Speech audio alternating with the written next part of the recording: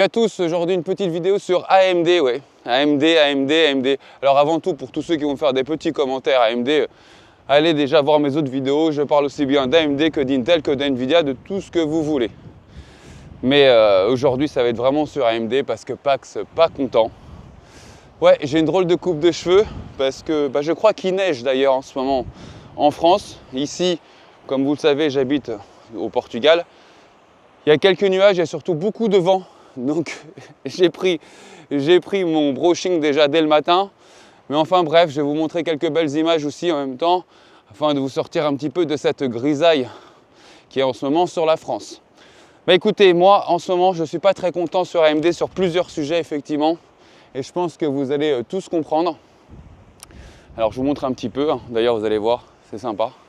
Vous voyez, c'est pas un grand bleu net, mais c'est déjà assez sympa. Ça suffit largement pour se faire des belles petites promenades. Je vous reprends. Et oui, pourquoi pas que si tu veux faire une vidéo de AMD, mais AMD ils sont super cool.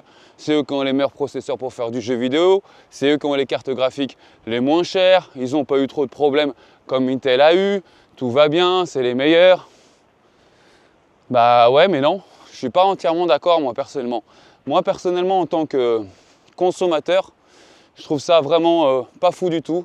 Et je vais m'expliquer, mais avant, je vais faire un petit point sur AMD. Déjà avant tout, j'entends tout le temps, ouais mais Nvidia, tu vois, ils font 60% de marge. Oh là là, c'est des voleurs, c'est normal, personne ne les veut. C'est marrant parce que 82% des cartes graphiques qui sont achetées sur la planète, 82%, c'est du Nvidia. Ce que je veux dire, c'est que c'est bien gentil aussi de taper sur Nvidia, et de toute façon, oui, il y a de quoi taper sur Nvidia, surtout au moment des sorties des 4000, parce qu'on sait très bien que lorsque les 4000 sont sortis, ils ont lancé des technos qui n'étaient pas rétrocompatibles, des prix de fou, effectivement, et on parle encore une fois de leur fameuse marge de 60%. Et tout ça, pourquoi? C'est parce que finalement, Nvidia, c'est les leaders, donc du fait que ce soit ceux qui soient le plus vendus, effectivement, ils ont une marge de 60%, et effectivement, ça continue à se vendre. Mais du coup, si AMD devait faire 60% de marge, déjà qu'en ce moment, ils ne vendent pas fou, étant donné, comme je vous dis, 82%, ce sont des cartes de chez Nvidia, eh bien écoutez, la marge, ce n'est pas 60% ou 70%, parce que des fois, on dit 60-70% pour Nvidia. Non, leur marge aujourd'hui, c'est 50%. Bah ouais, je sais qu'il y a des gens qui me disent non, pas que c'est pas possible. Allez vérifier, par exemple, sur le dernier trimestre, ça a été 50%. C'est très difficile d'avoir aussi des chiffres, mais c'est aux alentours de 50%, mais même c'est 50% là sur ce dernier trimestre. Quand on dit, ouais mais Pax, finalement, ils ont loupé aussi leur lancement, Intel, sur leur processeur. Ouais, c'est vrai que Intel sur leur processeur, cette année, ça n'a pas été fou du tout. Je vous montre un petit peu ce que je vois parce que c'est sympa. Regardez-moi ça un petit peu. Je vous reprends. Ouais, effectivement. Mais quand on réfléchit bien, il y a aussi des problèmes. Réfléchissez un petit peu juste en termes de temporalité. Le 9950 que j'ai reçu à la maison, il n'était pas si extraordinaire que ça non plus. Et on a eu aussi un décalage lors de cette sortie qui était initialement prévue en septembre. Même pas, en juillet je crois. Donc vous voyez, il y a quand même eu aussi un décalage. Mais ça, on va faire un petit point après. Parce que vous allez vous rendre compte qu'en fait, si on a tendance à oublier. On est tous au courant de l'information, mais personne ne fait le cumul de l'information. Donc j'insiste bien, je ne suis pas pro AMD, je ne suis pas pro Nvidia, ni Intel. Par contre, je suis pro consommateur, parce que je suis moi-même consommateur. Donc forcément, il y a des choses qui coincent. La première chose qui coince le plus pour moi, oh là là, regardez-moi ça. Regardez-moi ça, comment c'est sympa. Ah, moi j'aime beaucoup. Il y a un peu de tourisme là. Il y a 5 personnes, mais ça reste quand même une côte qui est relativement préservée, comme vous pouvez le voir, d'urbanisation. Et ça, c'est quand même sympa. Donc, je vais juste partir déjà sur le lancement de ce meilleur processeur au monde pour faire du gaming. Parce que c'est le meilleur processeur au monde pour faire du gaming. Ah oui, c'est vrai, il faut reconnaître ça à AMD. Parce que AMD, ce n'est pas une vidéo que pour critiquer, bien évidemment. AMD fait du très bon boulot et leur processeur avec du 3D cache fonctionne très très bien. C'est un fait, on l'a remarqué, on le sait tous. Pourquoi le 3D cache fonctionne aussi bien? C'est parce que tout simplement, oulala, ça pique. Hein. Et vous savez ce que c'est ça? C'est des figues de Barbarie. Alors ça, ils ne sont pas encore mûrs, mais quand ils sont mûrs, c'est plutôt pas mal, je peux vous le dire. Donc, comme je vous disais, le 3D cache fonctionne plutôt bien parce que la problématique des jeux, c'est la prédiction. C'est-à-dire que lorsque vous êtes dans un jeu, il va falloir prédire au millième de seconde, en fait, si vous allez tourner à gauche, si vous allez tourner à droite, s'il y a un ennemi qui va popper, des choses comme ça. Et cette technologie de 3V cache, donc c'est un cache, donc il va stocker de l'information au plus près des cœurs pensants, même pas pensants j'ai envie de dire, mais plutôt calculant à ce niveau-là. Et donc du coup, plus on sera prêt, par exemple par rapport à de la RAM, plus on sera réactif. Le meilleur processeur, oui, mais attention, on ne parle pas de 10 FPS par rapport au meilleur processeur de chez Intel. D'accord ? On parle de quelques FPS. Si vous reconnaissez ça, mettez-le moi en commentaire. Et ça aussi d'ailleurs, qu'est-ce que c'est que ça? Et celui-là, je vous le dis parce qu'il est encore petit, c'est un olivier. Parce que, en gros, c'est le meilleur, oui, ok, mais voilà, c'est pas non plus. Et en même temps, la différence en termes de jeu entre le 7800X3D et le 7008 et le 9800X3D n'est pas en plus hyper démentiel. Il est là. Par contre, en applicatif, il y a une grosse différence entre ces deux processeurs. Ça, je suis entièrement d'accord avec vous. Mais pourquoi je parle de ce processeur? Je vais vous parler de leur lancement. Ah bah oui, effectivement, parce qu'il y a eu un lancement qui a été fait où dans la même journée, il y a eu une rupture de stock totale dans toutes les boutiques. Toutes. Et croyez-moi que j'ai regardé même au Portugal et en Espagne et en France. Hein. Okay, il n'y en avait plus. Mais c'est marrant. Qu'est-ce qu'auraient dit les gens si Nvidia, le jour de lancement de leur carte graphique, dans la même journée, il n'y aurait plus de stock? Qu'est-ce qu'on aurait dit? Dites-moi, qu'est-ce qu'on aurait dit? Regardez-moi un petit peu tous ces figues de Barbarie. Ils sont juste géniaux. Regardez-moi ça. C'est beau, hein? C'est beau. Mais ça pique, attention. Ouais, c'est un petit peu sauvage, comme je vous l'avais dit, mais ça reste quand même très sympa. Donc, en gros, comme je vous dis, qu'auraient dit les personnes si vraiment ça avait été Nvidia au moment d'une sortie d'un processeur qui est en plus lié au gaming, hein, on va pas se leurrer, hein, d'accord, qui est lié au gaming? Qu'est-ce qu'on aurait dit? Alors, je vous montre un petit peu parce que là, si je peux encore passer, mais la problématique, c'est que je pense que je vais quand même aller jusqu'au bout. Je pense qu'en termes de prise sonore, le vent va être peut-être trop dominant, mais je vais quand même vous montrer. Alors la mer, d'habitude, est plus calme. La mer est censée même aller jusqu'à ce genre de cavité, d'ailleurs. Hop, hop, hop. C'est marrant, une vidéo pour râler et le faire dans la nature un peu. Enfin, c'est une plage, il reste quand même quelques bâtiments. Mais regardez-moi ça.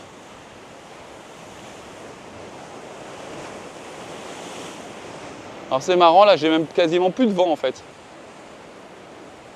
Donc tout ça pour vous dire, en fait, qu'aurait-on dit de Nvidia si Nvidia aurait fait ça? Ah mais ils ont fait exprès, c'est fait exprès pour faire monter leurs tarifs, nanani. Mais c'est marrant, quand c'est AMD qui fait ça sur leur processeur phare que tout le monde a tenté, là bizarrement, plus personne ne dit rien. Ah bah voilà, oh, c'est embêtant, ah c'est contraignant, oh faut que j'attende. Mais écoutez, moi-même j'ai dû attendre. C'est-à-dire qu'en fait, hop, je vous balade avec moi, bah, j'ai pas eu donc de prêt comme beaucoup d'autres personnes n'ont pas eu de prêt, parce que ça on va parler un petit peu aussi de la politique d'Nvidia au niveau des presse et des youtubeurs, mais on fera un point après. Donc du coup, je l'ai acheté, et au moment où je l'ai acheté, plus de stock. Ah bah tiens, comme par hasard. Et vous savez à combien je l'ai acheté mon processeur? Pour l'avoir en plus 10 jours après ma commande, 10 jours après ma commande, je l'ai payé à 620 €. Ah bah c'est beau. On est en train de parler d'un processeur 8 cœurs les amis. 8 cœurs. Je ne sais pas si vous vous rendez compte un peu. Hein. Il y a quand même un problème. 8 cœurs pour ce prix-là. Allez voir juste un petit peu le prix d'un 8 cœurs par exemple, un 9700 qui est plutôt aux alentours de 350 €. Okay, et quand je vous parle de marge générale de 50%, c'est sur toute leur gamme. Parce que croyez-moi que sur ce processeur, on est en train de parler de 8 cœurs à 600 € ou 550 €. Ça veut me dire quand il sera en stock. Mais pour du 8 cœurs, bah, croyez-moi que ça dépasse allègrement les 60% de marge. Regardez un petit peu combien coûte un processeur 8 cœurs et vous allez vous en rendre compte. Et vous allez vous rendre compte qu'ah oui, effectivement, il y a une grosse marge. Ah mais c'est marrant, quand Nvidia fait 60% de marge, oh Nvidia c'est des voleurs. Ah bah ouais. Mais par contre quand AMD fait ces prix-là, ouais bon c'est le meilleur processeur gaming, Ouais, mais bon, en termes de FPS, le coût du FPS, il est quand même intéressant. Non mais c'est une blague. C'est-à-dire qu'en gros, il suffit juste qu'ils se mettent un peu au-dessus en nombre de FPS par rapport en euros, tout leur est pardonné. Non mais c'est-à-dire que si le 7800 était à 700 €, aujourd'hui, ce processeur aurait pu allègrement se placer donc à 800 €, on aurait dit tout va bien. Regardez-moi ça. Je ne sais pas si vous allez voir ces petites cavités à l'intérieur où on voit l'eau qui circule. C'est relativement sympatoche. Hop, un peu marche arrière, que je ne sais pas si j'irai bien loin par là-bas. Pour résumer, on a un processeur qui est largement trop cher et ils ont complètement soit loupé leur sortie, parce qu'ils n'ont pas eu de stock, mais vous allez m'expliquer à moi, ok, que Nvidia, avec leur expérience de vente depuis des décennies, n'ont pas su gérer un lancement de processeur. Ouais, mais tout le monde le voulait. Mais ils le savaient déjà que tout le monde le voulait. Mais est-ce que vous savez ce qui se passe du coup? C'est que du coup, très clairement, les boutiques, à la place de vous le vendre à 550, ils vont vous le vendre à 600, 620, 650, même comme j'ai déjà vu. Ah mais c'est qui paye à la fin? Ouais, mais c'est le consommateur. Ouais, mais Pax, faut être complètement fou pour prendre un processeur Day One. Non mais les gens déjà font ce qu'ils veulent. Ok? On n'est pas là pour juger. La seule chose qui, moi, je trouve ahurissant, c'est d'avoir fait un lancement pour se dire aujourd'hui, on n'a pas assez de stock quelques heures après le lancement. Quelques heures. Et donc, du coup, les boutiques en profitent et vous le vendent plus cher. Ça vous rappelle rien? Ça vous rappelle pas une petite période pendant le Covid? Vous savez ce qui va se passer aussi maintenant? C'est que les scalpeurs, voyant ça, ah bah oui, forcément, vous savez très bien comment fonctionnent les scalpeurs.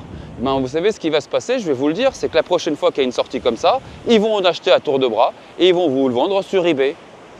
Donc c'est pour ça qu'il y a un moment où il faut quand même dire les choses. Donc cette vidéo n'est pas du tout pour critiquer déjà ceux qui achètent des processeurs AMD, parce que AMD font des très bons processeurs, font des très bons produits. Mais cette sortie, ce lancement-là, s'il avait été fait par Intel ou s'il avait été fait par Nvidia, il se serait fait défoncer la gueule. Et ça, c'est un fait. Il se serait fait littéralement bien défoncer la gueule. Ah, je vous montre un truc encore une fois. Du coup, j'ai du mal même à me montrer. Regardez-moi ça. Hop, je vous descends un peu la caméra. Alors, il faut faire attention où est-ce qu'on met les pieds. Hein. Regardez bien. Hop, hop, hop, hop. Ouais, il faut faire attention où est-ce qu'on met les pieds. Donc oui, je réagis bien évidemment à ça et donc du coup, je commence à en avoir un peu marre juste d'une chose, c'est que tout le monde dit bien fait pour la gueule de Nvidia, bien fait pour la gueule de Intel, bien fait pour la gueule d'Intel parce qu'ils ont tout loupé, parce que ça y est, ils sont plus assez bons ou quoi que ce soit. Je rappelle juste une chose, hein. Quand les 7900 XT sont sortis, vous vous souvenez des problèmes de surchauffe induits à leur chambre à vapeur? Mais c'est marrant, on n'en parle plus. C'est-à-dire que quand eux foirent des cartes et parce que leur chambre à vapeur est défectueuse, c'est marrant. Ça, par contre, on ne le retient pas. Ah bah c'est marrant. Quand ils ont des problèmes de vulnérabilité, je n'ai plus le nom du bug exactement, mais je vais vous le mettre là. Allez voir. Eh bien effectivement, ils l'ont eu ce bug aussi de vulnérabilité. Effectivement, ça a été patché, mais on sait très bien que derrière, il y a eu des ralentissements. Il y a eu une perte de performance, on le sait bien. Donc ça aussi, pourquoi on a tendance à l'oublier finalement?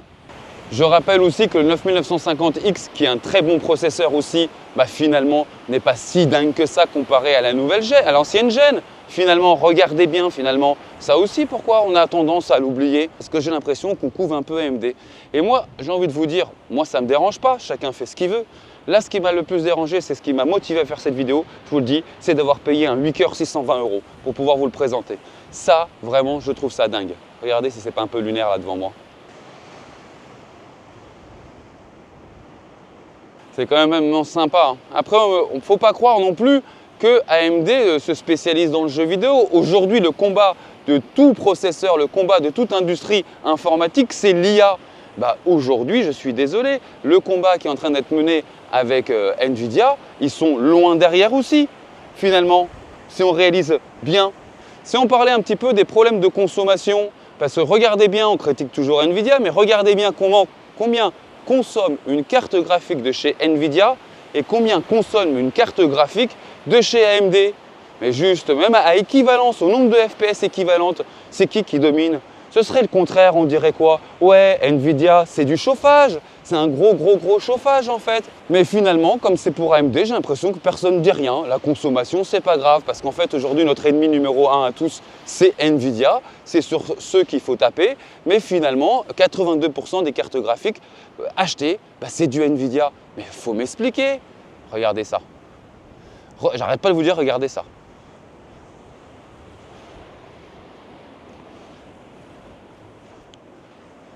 Alors, on tombe sur une petite plage avec un petit restaurant au milieu. Regardez-moi ça. Hop, pour tous les amateurs de fruits de mer, ça fait plaisir.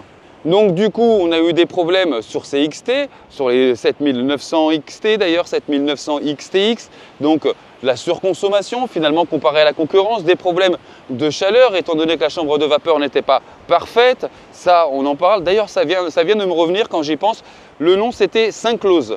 Je ne sais pas si vous vous souvenez, c'était une vulnérabilité qui avait été trouvée en 2024 sur leur processeur. Je vous dis, les processeurs 9000 devaient être lancés en juillet. Les processeurs 9000, finalement, les premiers ont commencé à apparaître en septembre. Est-ce qu'on en parle un petit peu des problèmes qu'il y a eu au début avec les 7000 X3D? Souvenez-vous un petit peu quand les premiers 7000 ont surgi avec leur technologie X3D qui fonctionne très bien, mais qui a eu des traces de brûlure sur les processeurs et sur les sockets et que ça a été reporté sur la carte mère et que Asus a fait dire à l'époque mais non, ce n'est pas nous, et tout le monde tapait sur Asus. Ouais, Asus, ils assument pas. Et finalement, il y a eu quoi? Une mage BIOS générale du côté de chez AMD. Ah bah c'est marrant, hein, d'où venait le problème? Bon, je suis pas là pour jeter plus d'huile sur le feu, je suis juste là, vous voyez, juste par une petite promenade, pour vous rappeler juste ce qui s'est passé ces derniers mois. Et j'ai l'impression que tout le monde l'a oublié. Donc je ne suis pas pro Nvidia. Nvidia font leurs conneries. Pour moi, Nvidia, bien entendu, sont chers. Voilà. Pour moi, Nvidia, la connerie qu'ils ont eu fait, ça a été effectivement pas qu'il y ait la rétrocompatibilité du DLSS 3 sur les séries 3000 au moins, bien évidemment. Même si techniquement, une fois qu'on se renseigne bien, on se rend compte qu'effectivement, ça ne pouvait pas marcher. Voilà, parce que même ceux qui ont essayé de patcher ça depuis 2 ans, ils se sont rendus compte, ouais, on arrive à le faire, mais on a 2 FPS. Donc on se rend compte qu'effectivement, les puces n'étaient pas assez puissantes. Mais bon, bref, voilà, chacun ses défauts. Donc je critique parce que j'ai des choses à dire, mais AMD font encore une fois, je souligne, des très bons produits. Des technologies comme le FSR qui est rétrocompatible, même si vous avez des cartes 3000, en sachant que justement, ce qu'aurait pu faire finalement Nvidia en se disant bon moi techniquement, matériellement, je ne sais pas rendre compatible le FSR 3, mais je vais trouver une solution pour toutes les 3000, ils ne l'ont pas faite. Cette solution, ils ne l'ont pas trouvée ou ils ne l'ont en tout cas pas distribuée. Alors que finalement, AMD l'a faite et ça, donc on ne peut pas non plus leur enlever. La seule discussion que je suis en train de vous dire, c'est qu'une fois qu'ils sont leaders d'un marché quelconque, ils emploient la même politique que n'importe quel autre industriel, c'est-à-dire des taux de marge monstrueux. Et je rappelle bien, encore une fois, on est en train de payer 600 € ou 550 quand les prix se stabiliseront, mais en attendant c'est 600 € un processeur pour du 8 cœurs. Taux de marge juste monstrueux. Effectivement, les lancements des Ultra de chez Intel, c'est complètement pas dingue du tout. D'ailleurs, leur PDG a fait un message en disant qu'ils cherchent à patcher ça très prochainement, que c'est issu de problèmes multidirectionnels, ça peut être plein de choses en même temps. C'est pas net non plus, hein, on est tous bien d'accord. Quand je pense aussi, encore une fois, à Intel avec donc le C14000 qui a eu juste un tout petit problème, c'est marrant, qui a eu juste un tout petit problème et que finalement c'était aussi de la faute des cartes mères et patati et patata. Et que finalement, non, pas du tout, c'était leur faute à eux. Regardez-moi ça.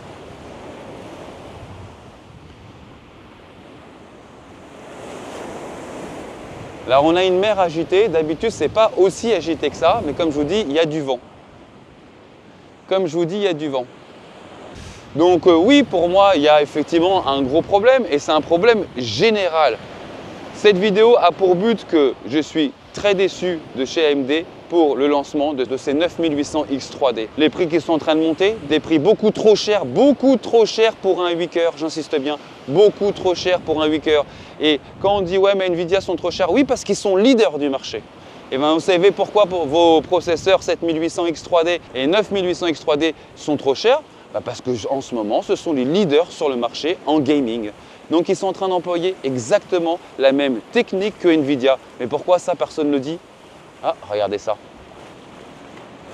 Regardez ça.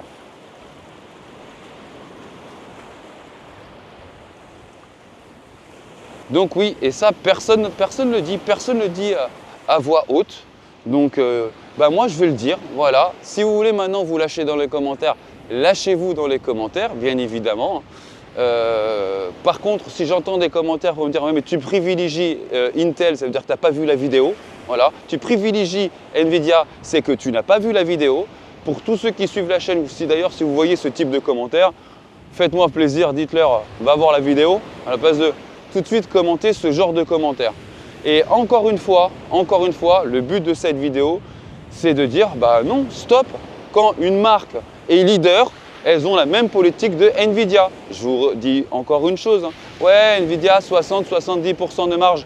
Croyez-moi que sur ce 7800X 3D qui a déjà été amorti déjà depuis plusieurs années là maintenant, on est bien d'accord, à 500 et quelques euros, on a pu le voir monter en sachant qu'il était à 380 euros il y a quelques mois. La marge, c'est pas que pour les vendeurs, sachez-le. Et sachez qu'en plus, même en prix de vente direct, même si vous ne l'avez pas à 600 euros, que les vendeurs sont en train de vous le vendre à 600 euros, ce 9800X 3D, sachez juste une chose, c'est que pour un 8 cœurs à ce prix-là, sachez que je vous garantis que la marge, elle est même supérieure à 60%. Leur marge générale, c'est 50% sur tous les produits confondus. Sachez que sur ce produit-là, c'est plus. Donc moi, je veux bien savoir et je veux bien entendre maintenant dans mes commentaires, ouais, Nvidia, c'est des voleurs, ils font autant de marge. Oui, mais c'est tout le monde. Voilà, je défends ni l'un ni l'autre, c'est tout le monde. L'engouement du gaming depuis le Covid, on s'est rendu compte que c'est comme ça. Du fait qu'il y ait des gens qui se sont mis à mider pendant le Covid, ils se sont rendus compte qu'il y avait des gens qui étaient capables d'acheter des cartes graphiques déjà à 2500 euros. Donc forcément, quand vous faites un lancement derrière, tu te dis, mais les gens sont capables de les acheter. Regardez, on a la démonstration. Forcément, les gens les ont achetés. Regardez ça, mes amis.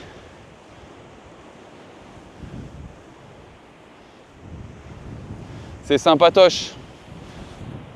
Regardez-moi ça un petit peu. Je crois que je vais vous faire de plus en plus de vidéos comme ça, parce que je prends beaucoup plus de plaisir à vous faire des vidéos comme ça que finalement dans mon studio. Voilà, écoutez, c'était le râlement. J'ai envie de vous dire Pax pas content, mais ça me fait tellement penser à Jig, mon sacré Jig. Mais du coup, quand même, Pax, il n'est pas très content finalement. Donc voilà, je tenais quand même à envoyer ce message-là. Ah oui, j'ai oublié, j'allais oublier. Oh là là là là là là. Sachez que j'ai eu beaucoup de chance d'ailleurs. J'ai eu un 9950X à tester à l'atelier. Pour vous faire tester ça en primeur le jour J, voilà tout simplement. Donc j'ai fait mes essais parce qu'NVIDIA m'a envoyé gentiment ce processeur pour faire des essais. Une petite zone de vent, c'était plutôt pas mal. Donc je reprends. Excusez-moi, cette vidéo va être certainement très décousue par l'information déjà et par le contexte. Mais ça restera un peu original, on va dire. Mais du coup, oui, sachez, donc j'ai pu vous tester ce processeur. Donc j'ai eu vraiment la chance et j'ai fait partie des chanceux qui ont réussi à en avoir un. Pour le cas des 9800X 3D, j'en ai eu 0. Sachez même qu'aucun youtubeur en a eu. C'est-à-dire que ça a été tellement distribué à tellement peu de personnes, qu'en fait, il n'y a eu que la presse écrite qui a eu le droit d'en avoir. Voilà. Donc je ne critique pas du tout la presse écrite parce que la presse écrite, il en faut. C'est très important. La presse écrite, plus longtemps elle durera, plus longtemps, eux aussi, par leurs articles, protégeront les consommateurs. Donc ce n'est pas du tout la direction. La direction est qu'en termes de sampling, en termes d'unité de prêt, il n'y en a eu aucun. Vous voyez, il n'y a eu que très peu et aucun pour YouTube. Moi, je ne sais pas, je suis consommateur. Et je suis consommateur de YouTube parce que la presse écrite, c'est pas pour moi. Parce qu'il y a les deux cas. Il y a des gens, pour eux, YouTube, ça ne m'intéresse pas, je préfère la presse écrite. Il y a les deux cas. Mais qu'est-ce qu'on se rend compte? Que en fait, l'un des processeurs les plus attendus cette année par AMD n'a même pas été suffisamment distribué et que du coup, ils se disent ah ben finalement YouTube on s'en fout. C'est-à-dire que vous qui regardez du YouTube, qui êtes consommateur de YouTube, ben ils s'en foutent. Pas grave. Et c'est pas grave. On s'en fout, ils achèteront quand même. Bah écoutez, je vais vous dire un truc, on peut critiquer Intel et Nvidia. Donc c'est-à-dire qu'à chaque fois qu'il y a eu un lancement de chez Intel ou de chez Nvidia, eh ben écoutez, il y a suffisamment de prêts pour pouvoir alimenter la presse écrite et les youtubeurs. Donc vous voyez, c'était complètement décousu. J'ai voulu pas scripter, pas écrire. J'ai voulu vraiment m'exprimer de la manière où ça me venait, comme vous le voyez là. Et en tout cas, je pense que le fond du message, je vous l'ai donné.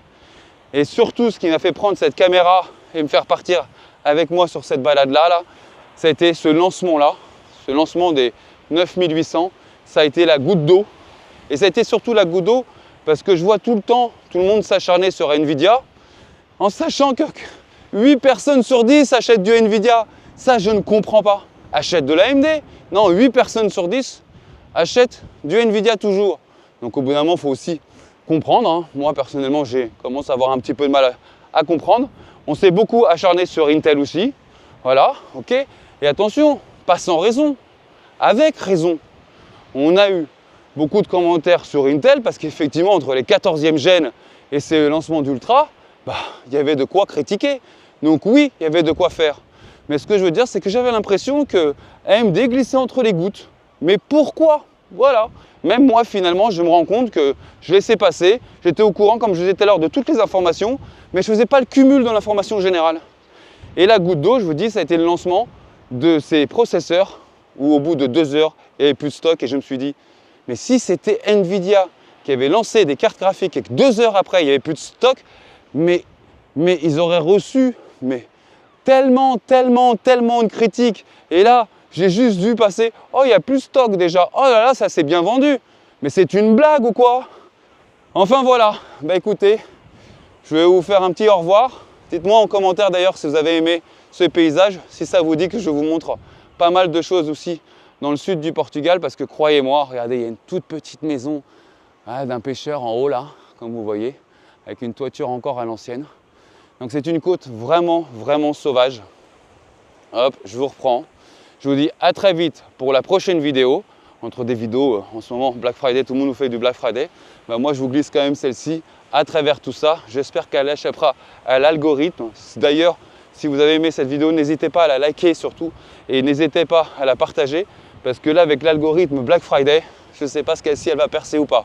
Et je pense que le message est relativement important. Je vous dis à plus à toute la team. À très vite. Ciao.